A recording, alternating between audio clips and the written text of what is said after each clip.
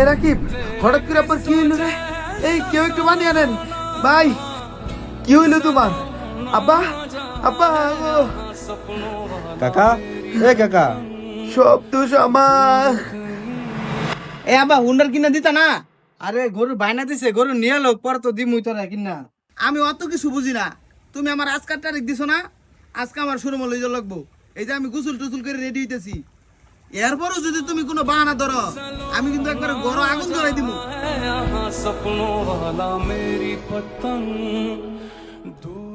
কাকা আনি আবিদ কই গো? আবির তোর মামার সাথে গাড়ি কিনতে গেল। আবিদ রে টিয়া দিয়ে দিলেন, আমার তো টিয়া দিতেছে না। সমস্যা নাই, আজকে আবার লগে একবারে ওই রুমালাবি করমু। আজকে যদি সুরমন না লই যায় তাহলে আমি মরমু, নাহলে হেরে মারমু। খাওয়েন কাকা। যেই জীবনে বাইক নাই, এই জীবনের কোনো দাম নাই।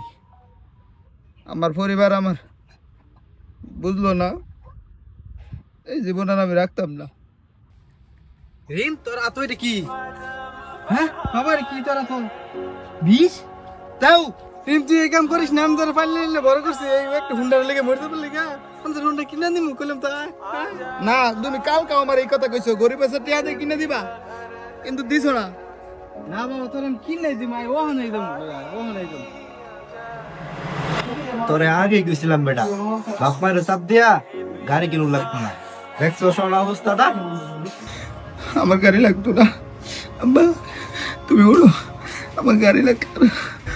तेरे किस्सों जैसा सलोना सलोना जहाँ है यहाँ सपनों